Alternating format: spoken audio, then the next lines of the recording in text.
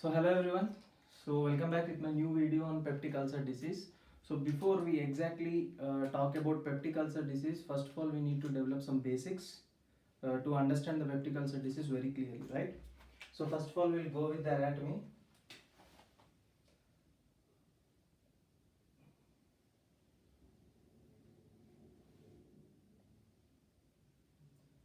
So this is your stomach, right? So what are the regions? I mean, what parts does the stomach consist of? This is your cardiac part of the stomach. This upper part is called as the cardiac part of the stomach, and this is your fundus of the stomach, and this is your body of the stomach, the main part, right? And this is your pylorus of the stomach. This is called as the pyloric part of the stomach. Pyloric part of the stomach in turn has two different parts. So this wide area which you can see here, look, this wide area, right? This wide area is called as pyloric antrum, and this narrow area is called as pyloric canal, right? So this is your cardiac part of the stomach, this is the fundus, and this is the body of the stomach, and this is the pyloric antrum and pyloric canal, right? Now let's discuss the wall of the stomach. How many layers do the stomach wall comprise of? Mainly the stomach wall comprises of four main layers, right? Stomach wall comprises of four main layers. The innermost layer is called mucosa. The innermost layer is called as the mucosa. Covering the mucosa, there is submucosa. Submucosa. Covering the submucosa, there is muscularis externa. I mean, this is the muscle layer. Muscularis externa. Covering the muscularis externa, the outermost layer is called as serosa or adventitia. Adventitia, or also called as serosa, right? Now, innermost layer is the mucosa. Covering it, there is submucosa. Covering it, there is muscularis externa, and covering that, the outermost layer is called as the serosa. So within the mucosa, there are three more layers. So let me write here. Within the mucosa, there are three more layers, right? So the innermost layer is called as, it is the epithelium. The innermost layer is the epithelium. Surrounding the epithelium, there is lamina propria. Surrounding the lamina propria, there is muscularis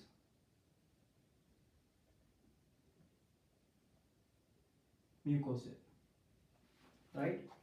Mucosa, the innermost layer of your stomach wall, right? It in turn consists of three layers. The innermost is the epithelium, next it is the lamina propria, and next it is the muscularis mucosa. Covering the muscularis mucosa, there will be submucosa. Covering the submucosa, there will be muscle layer. There are two muscles, inner circular muscles and outer longitudinal muscles, right? Inner circular muscles, outer longitudinal muscles, and the last layer is adventitia. So totally there are 7 layers, right? 1, 2, 3, 4, 5, 6 and 7. Innermost is epithelium, outermost is serosa or adventitia. Coming to the muscle layer, there are inner circular muscles and outer longitudinal muscles. So just a brief review. Innermost is the epithelium. Covering the epithelium, there is lamina propria. Covering it, there is muscularis mucosae. Next, submucosae. Next, circular muscles. Next, longitudinal muscles. Next, serosa or adventitia. Right. When we discuss about epithelium, what is this epithelium? I mean, what epithelium does the stomach wall consist of? The stomach wall, it mainly consists of pillar shaped epithelium, or also called as columnar epithelium, right? So these are the columnar epithelium.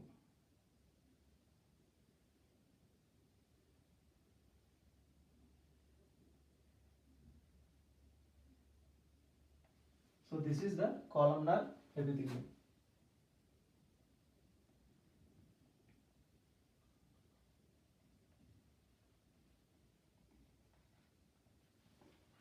Right. Now we will get into the topic, the basics.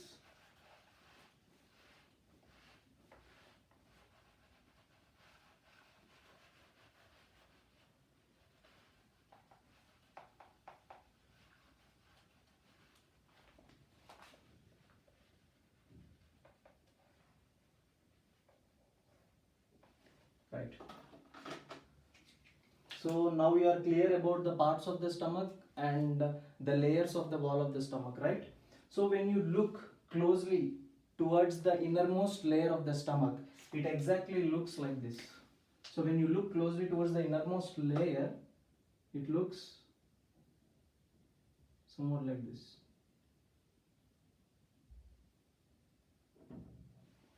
What are these? There are finger-like projections, right? So if I expand this, this is the outermost layer of your stomach wall, right? And inside this there are finger-like projections. So what are these finger-like projections called? These finger-like projections are present in the entire, all along this innermost lining of your stomach. So these finger-like projections are called as gastric rugae, right? So these finger-like projections are called as your gastric rugae, right? So there is a great importance of this gastric rugae. So if I expand and draw 2 or 3 gastric rugae, let me show you.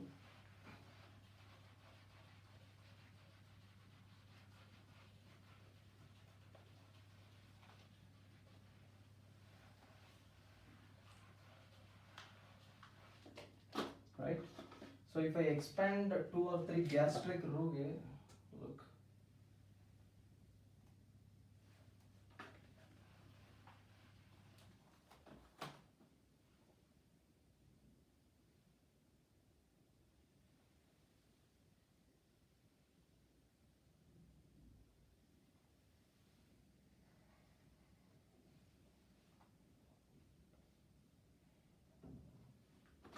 These are your gastric rugae, right? So there are elevations as well as depressions. Look, there is an elevation, depression, and again elevation, depression. So this process continues, right? So these are called as gastric rugae. Now what is this depression called as? This depression is named as gastric pit, right? This depression is named as gastric pit. And as I told you, the innermost layer is the epithelium. And what type of epithelium it is? Columnar epithelium, right? So these all are columnar cells that are lining the innermost layer of your stomach wall.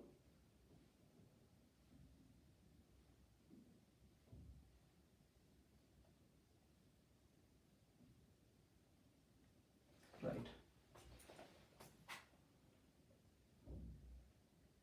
And one important thing is, in between this columnar epithelium, right, all of these are columnar cells that are lining your innermost layer of the stomach. In between these columnar cells, there are some specialized cells, and these specialized cells are known to release or secrete mucus, right? So this is the mucus which is rich in bicarbonate, right? So in between these columnar cells, somewhere in between these columnar cells, there are some specialized cells which perform a specialized function. Look, these are the specialized cells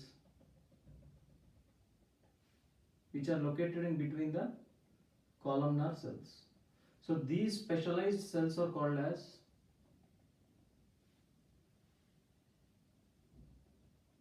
Look, these specialized cells which are located in between these columnar cells are called as foveolar cells, right? So I'll label it later, but for a while just listen that these cells are called as foveolar cells, and the function of foveolar cells is to secrete mucus. So the foveolar cells, they secrete mucus, and when you look at the mucus, it is rich in bicarbonate. So these foveolar cells secrete mucus which is rich in bicarbonate.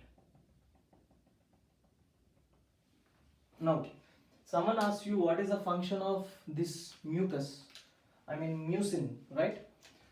The first point is it is secreted by the foveolar cells, and these foveolar cells are located in between this columnar epithelium.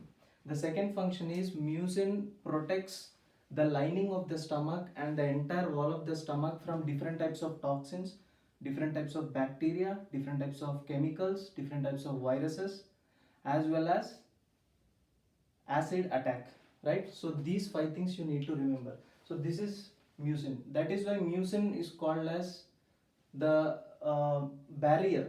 That is why it is called as the mucosal barrier. Mucosal barrier is the first barrier in the innermost lining of your stomach.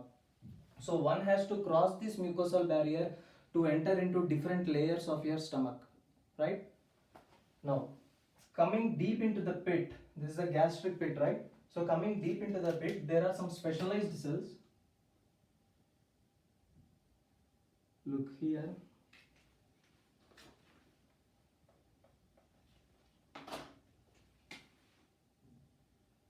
Coming deep here, there are some specialized cells. These cells, which I am drawing it in green, are called as parietal cells, right? So below the parietal cells, you find one more group of specialized cells, which I am drawing it in blue. So these cells are called as ECF cells, enterochromaffin cells, right? Deep into the pit, I mean the bottom of the pit, there are specialized cells, and these are called as chief cells, right? So in our today's topic, we don't talk about chief cells, right? So when we talk about digestion, in that we'll talk about the chief cell, the role of the chief cell. Now these are called as the parietal cells. This is enterochromaffin cells, ECF. Mind you, it is not extracellular fluid, it is ECF, that is enterochromaffin cell, and this is chief cell, right? Now we'll talk about the functions in a bit later. Now these parietal cells, chief cells, parietal cells, chief cells, as well as enterochromaffin cells are present in the cardiac part of the stomach, the fundic part of the stomach, the body of the stomach, but they are absent in the pyloric part of the stomach, because in pyloric part of the stomach there are some other specialized cells which are different with these cells, right? They are different than these cells. So now I'll draw the gastric rugae in the pyloric part of the stomach. So for example, this is your gastric rugae in your pyloric part of the stomach, and here there are specialized cells, 2 specialized cells. One, these red color cells, these are called as your G cells, and the cells which I am drawing it in the black are called as delta cells, right? Now these G cells and delta cells are present only in the pyloric part of the stomach. They are not present in the cardiac, fundic and the body of the stomach. In the same way, these parietal, ECF and chief cells are present only in the cardiac part, the fundic part and the body of the stomach, but they are not present in the pyloric part of the stomach. So that is the main difference which you need to know. Now let me complete one more diagram. So I will draw the central nervous system, right?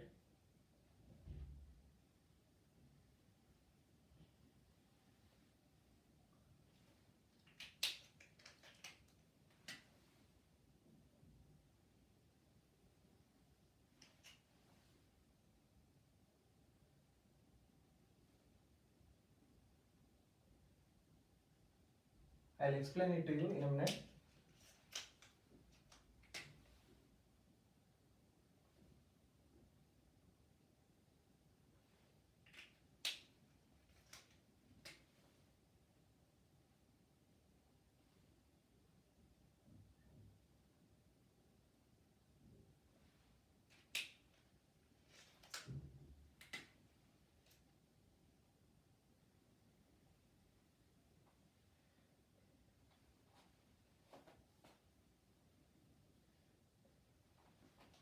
Right. So this is your central nervous system, and these are the descending tracks, right? Now, when you are running, your sympathetic system is activated. It means which neurotransmitter is released when your sympathetic system is activated. It is the norepinephrine or epinephrine. Now when you are resting and digesting, right, when you are relaxing in a sofa, that time your parasympathetic system is activated. In that case, acetylcholine is released, right? And you know one thing, digestion starts when your parasympathetic system is on. Your parasympathetic system is on, then your digestion starts, right? So this is the parasympathetic system. Sympathetic system is thoracolumbar outflow. The nerves, the postganglionic neurons, they arise from the thoracic region and the lumbar region. But the parasympathetic nerves are craniosacral outflow. They arise from the cranial part and the sacral part, right? Now, you had a food, you sat in a sofa, and now your parasympathetic system is on, and your parasympathetic system fires and releases a special neurotransmitter. As I told you, it is acetylcholine, right? Now what happens? When acetylcholine binds to its receptor, which is present on the enterochromaffin cell, right? So let me label this one. So these are called as your foveolar cells,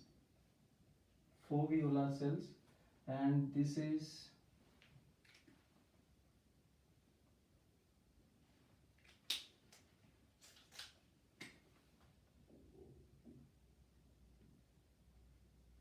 parietal cells, and these are your ECF, enterochromaffin, and these are sheaf cells.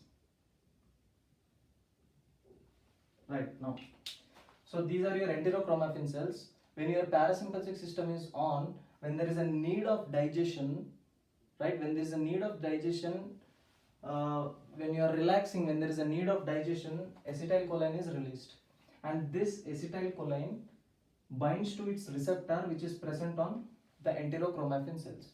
The moment it binds, enterochromaffin cell is activated and it releases a special chemical called as histamine.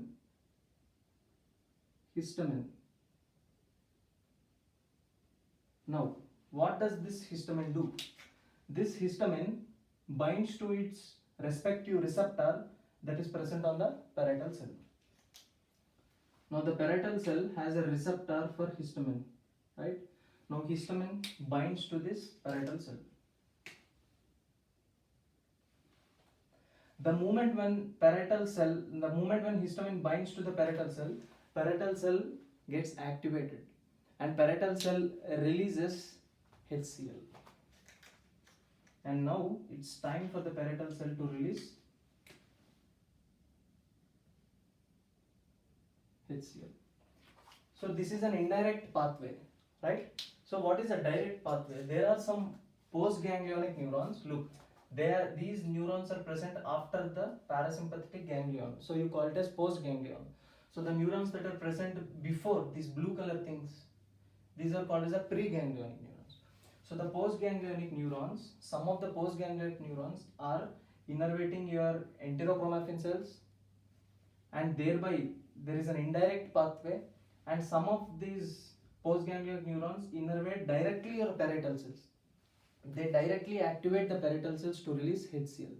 You know, when there is a need of digestion, when there is a food in the stomach, this process happens. As a result of this process, HCl is released, and this HCl is mixed with the food, and the process of digestion is continued.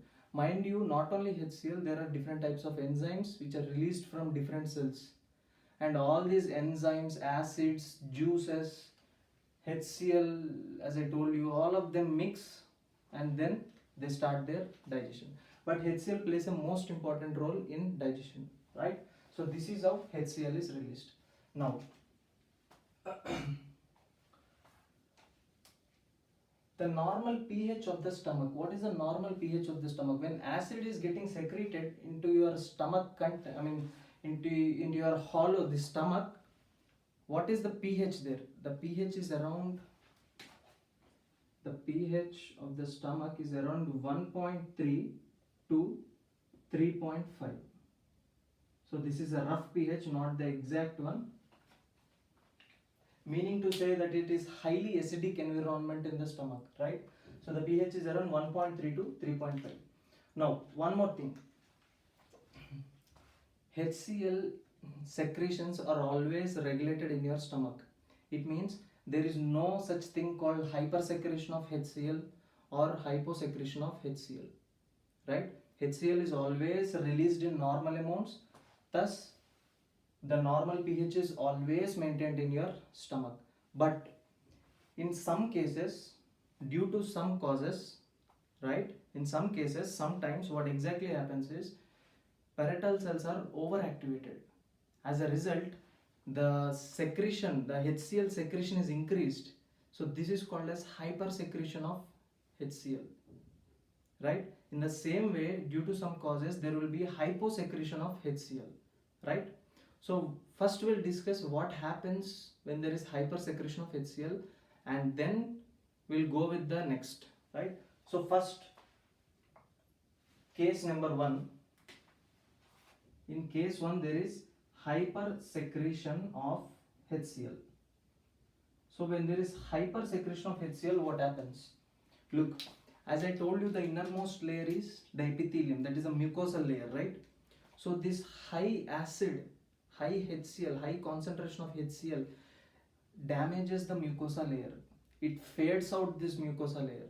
So this damage of the superficial layer, that is a mucosa layer, is called as erosion. If this HCl damages not only mucosa but also the submucosa and the muscularis externa, then you call it as ulcer, right? Only if the superficial layer is eroded, you call it as erosion. If the HCl damages almost till the muscle layer, you call it as ulceration. And if this HCl damages almost all the layers of your stomach, causing holes, right? So this is your stomach, causing holes within the stomach. So this you call it as perforation. So there are 3 things: erosion, ulceration and perforation. Perforation occurs only in severe cases, right? Mind you, if a patient is having perforation in his stomach, he will have very, very serious complications which are life threatening, right? We'll discuss about it later. But now, as I told you, hypersecretion of HCl causes erosion, sometimes ulceration, and in severe cases it causes perforation. Now, when such thing is happening in the body, there must be one counter mechanism to stop it, right? There must be some counteracting mechanism to decrease the content of secretions of HCl, the concentration of HCl, right? So what is that counteracting mechanism? It is nothing but your delta cells. So these cells are your delta cells. Delta cells are also called D cells, right? Delta cells are also called D cells. Now, D cells are sensitive to high concentration of HCl. When there is hypersecretion of HCl, D cells are activated. And these D cells, what they do is they release a hormone called as somatostatin. They release somatostatin. You know what does this somatostatin do? This somatostatin inhibits the nerve fibers that are innervating enterochromaffin cells At the same time, they inhibit the nerve fibers that are innervating the parietal cells. I mean, they block the parasympathetic supply, not the entire parasympathetic supply. They block that parasympathetic supply which is innervating your enterochromaffin as well as your parietal cells. Look, when somatostatin inhibits the release of acetylcholine, what happens? Enterochromaffin cell is not activated. As a result, histamine is not released. As a result, parietal cell is not activated. As a result, HCl is not released. So what happens finally when HCl is not released? That hypersecreted already which is there, the previous one, it is brought back to the normal level, right? The concentrations of HCl are slowly decreased. So this is your counteracting mechanism. Now let's discuss the other phenomena, that is hyposecretion of HCl. Hyposecretion of HCl is also called as achloridria. Hyposecretion of HCl is called as achlorhydria or hypochlorhydria. Achlorhydria or hypochlorhydria. Hypochlorhydria is hyposecretion of HCl. Achlorhydria is complete absence of HCl secretion, right?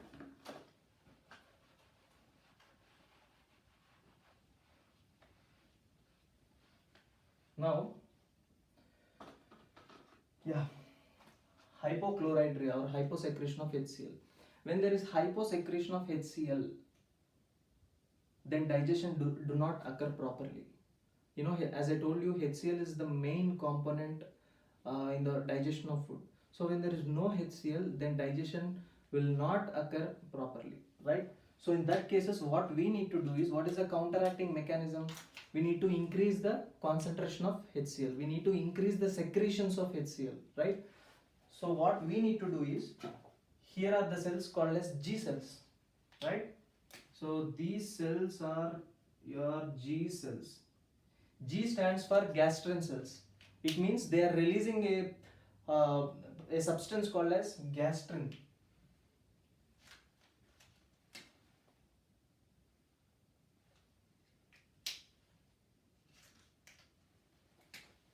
So they release gastrin. Now what does this gastrin do?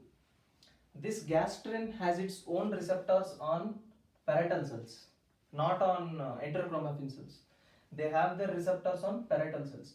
So these are the gastrin receptors. Now this gastrin all the way travels till the cardiac part or the funding part of the stomach and attaches here and activates these parietal cells. Now when the parietal cells are activated, what happens? The concentration of acid is released. The secretions are released. As a result, the HCl level is brought back to the normal level. So this is how counteracting mechanisms happen in our body. Now the next topic, next basic concept is, we shall discuss what are the receptors, because in the examinations they mainly ask what receptors does the parietal cells have, what receptors that the enterochromaffin cells have, and etc, right? So when you look at your parietal cell, I'm drawing the parietal cell here. Look, this is your parietal cell. So as I told you, parietal cell is activated by what things? It is activated by ACH, acetylcholine. It means it is having a cholinergic receptor. So this is your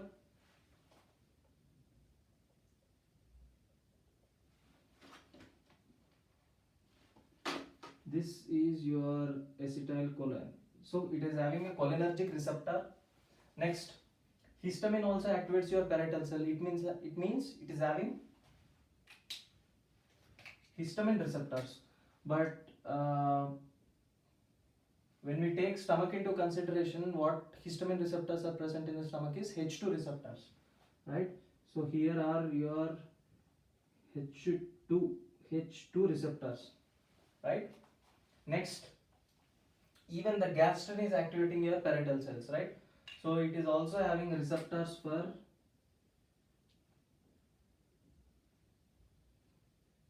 gastrin.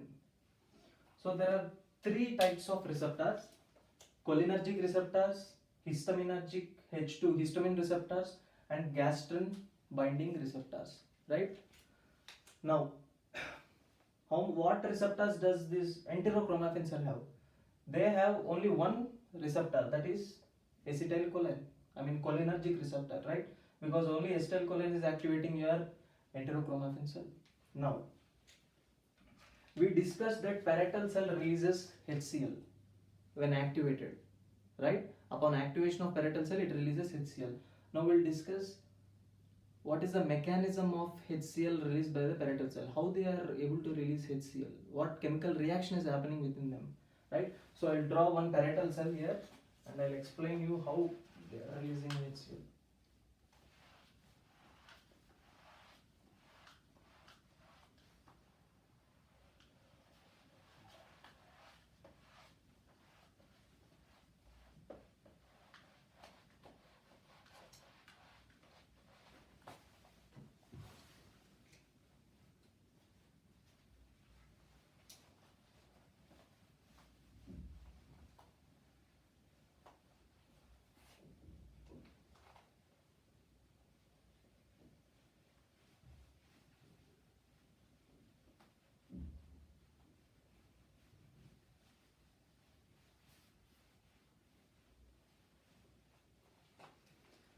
Right.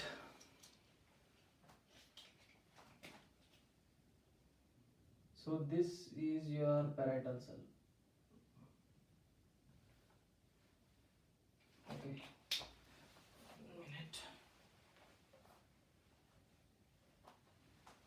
Let me draw the wall first.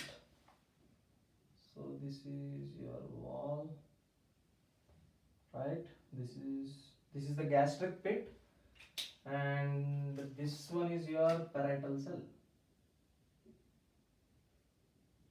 right? This is the lumen. This is the luminal end, right?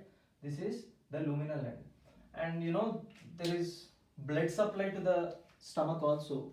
The blood supply to the stomach is mainly through the celiac trunk, right? So I'll draw one blood supply here. So one blood vessel. So this is one blood vessel, right?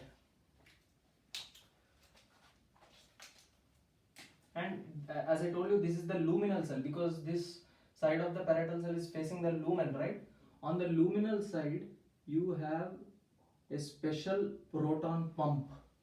This is called as hydrogen potassium ATPase, right? So this pump name is called as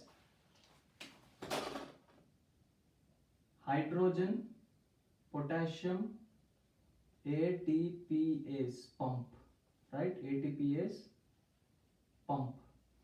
So this is the pump that is located on the luminal side. There are multiple of them, right? Now, what exactly happens is, in your blood there is carbon dioxide, right? Everyone know that in your blood there is carbon dioxide. Now, this carbon dioxide enters into the parietal cell. Look, this carbon dioxide is entering into your parietal cell. This is a parietal cell, right? Cell contains a rich amount of water. Even you know that cell contains rich amount of water, right? Everyone know that. So carbon dioxide reacts with water, H2O, right? And this reaction is mediated by an enzyme. Let me elongate this parietal cell because the reaction is little big.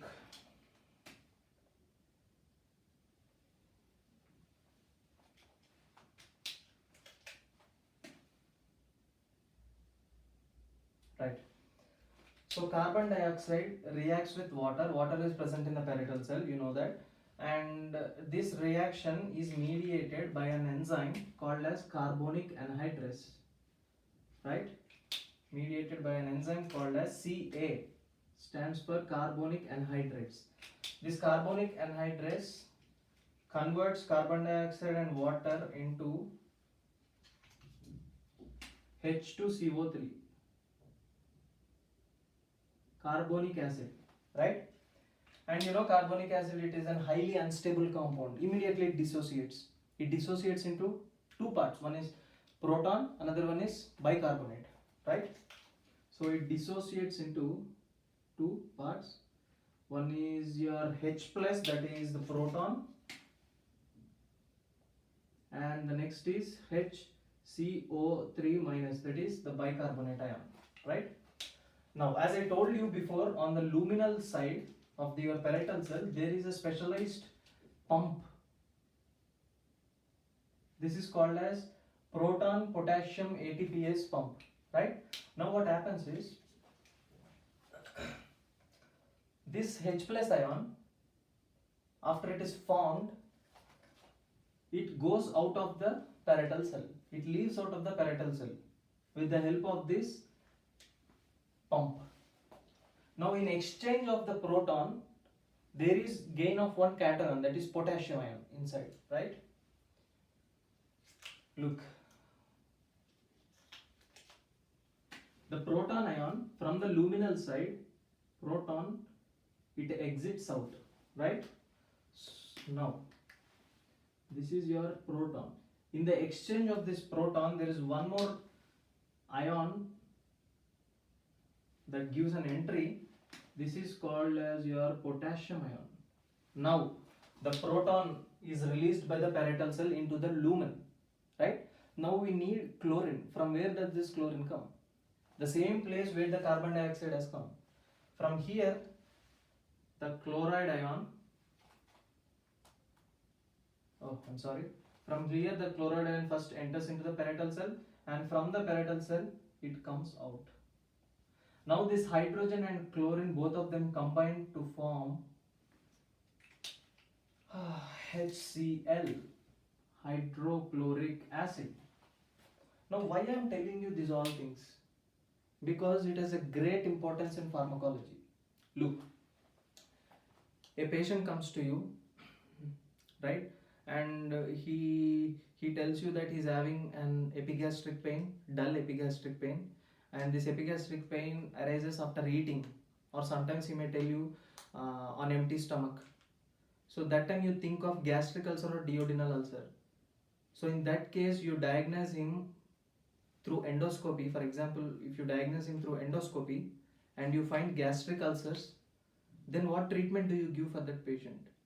The first treatment is, you need to decrease the acid production in that person. To decrease that acid production, what you need to do? You need to block this pump. If you block this pump, proton is not released out. So when proton is not released out, what will combine with the chlorine? Chlorine remains isolated. Chlorine remains solo. Nothing is going to combine with the chlorine. So as a result, HCl will not be formed, and the acid secretion will be decreased. So such drugs are called as proton pump inhibitors. So that is the reason why I am explaining you this, right? So proton pump inhibitors, we call it as PPIs, proton pump inhibitors. You know, for example, proton pump inhibitors such as pantoprazole, omeprazole. At least two names you need to know: omeprazole, pantoprazole and omeprazole. These are the two proton pump inhibitors. And along with that, what drug do you give? Okay, let's talk about pharmacology now. Look, you give the patient, first you give the patient proton pump inhibitors. As I told you, proton pump inhibitors are pantoprazole and omeprazole, right? Now, so these are two. One is pantoprazole and omeprazole. These two are the drugs, right? Now, second choice, what do you give for him? Look, there is high concentration of acid. This high concentration of acid has caused him, this high concentration of acid led to the formation of gastric ulcers, right? First of all, you need to decrease the acid concentration. You decreased it by giving PPIs. Now, you need to neutralize this acid. To neutralize this acid, what drugs do you give? The most common, which you know, antacids. You give him antacids. For example, magnesium hydroxide and calcium carbonate. So these are the antacids which you give to the patient. Next, his mucosal lining has completely eroded. There are ulcer formations, the mucosa is completely eroded, there is erosion, right? Now you need to heal the mucosa. So what drug do you give to heal the mucosa back to normal state? You give mucosal healers, right? Third drug is mucosal healing agents. Mucosal healing agents, right? So what is this drug? Sucralfate.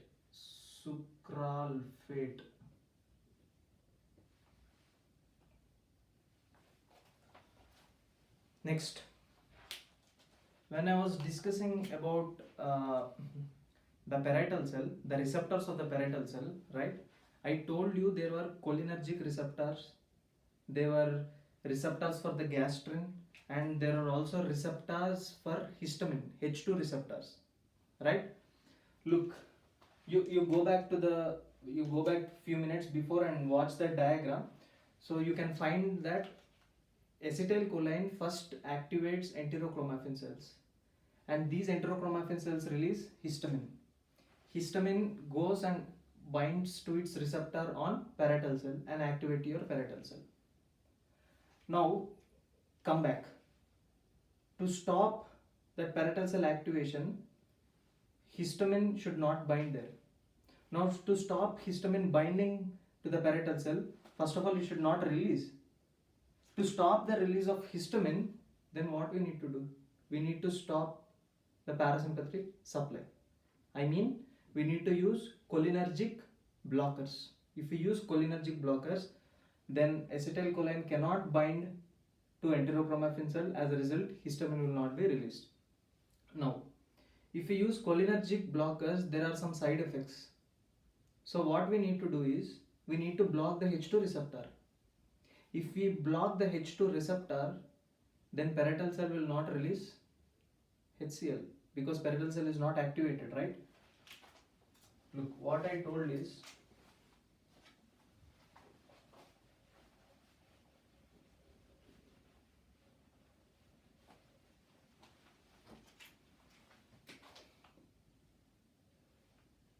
here was your parietal cell, PC, right? And here was your ECF, enterochromaffin cell. Enterochromaffin cell was releasing histamine, and histamine goes and binds with its receptor. What is this receptor name? H2 receptor. H2 receptor, right? Now histamine goes and binds with this H2 receptor. Look, and it activates the parietal cell, and when parietal cell has got activated, it releases H plus ions, and H plus ions combine with the chlorine, and finally HCl is formed. Now if you block this H2 receptor, look, when you block this H2 receptor, what happens? Parietal cell is not activated and parietal cell do not release HCl. So as a result, in another way, you can decrease the concentration of HCl. So you use H2 blockers. So that's what I was trying to explain. You use H2 agonist, right? Oh, I'm sorry, antagonist. Not agonist, it's antagonist. H2 antagonist, right? Sorry. H2 antagonist. So what are the drugs which come under H2 antagonist? At least two. One is famotidine, and next it is Ranitidine, right? Famotidine and ranitidine, these both of the drugs come under H2. And yeah, 80 to 90% of the gastric ulcers or the duodenal ulcers, whatever it may be, these ulcers in your gastrointestinal tract, 80 to 90%, they are known to be caused by a bacteria called as H. pylori, right? Helicobacter pylori. So this is the bacteria that is causing in 80 to 90% of the cases of gastric ulcers, right? So you need to kill the bacteria. So to kill the bacteria, what drugs do you give? Antibiotics. So you give antibiotics. So what are the antibiotics? One is amoxicillin.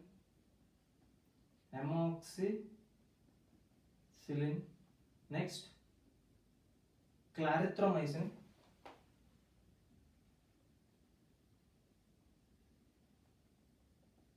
Right? Metronidazole.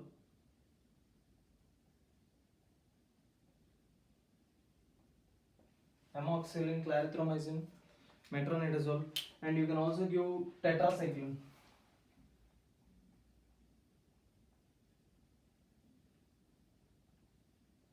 Tetracycline to the patient. So these are the drugs which you give in peptic ulcer disease. And not only the drugs, you should also tell the patient to change his lifestyle. I mean diet. He should not take coffee. He should not eat chocolates on empty stomach. I'm talking about empty stomach. In an empty stomach, he should not take coffee, chocolates, alcohol, juice, mainly acidic juices such as orange juice, citric, all the citric juices, right? So he should stop taking that one. The next thing is, while eating food, he should not drink water, right? So after eating food, after 30 minutes after having his meals, then he can take water. And he should avoid spicy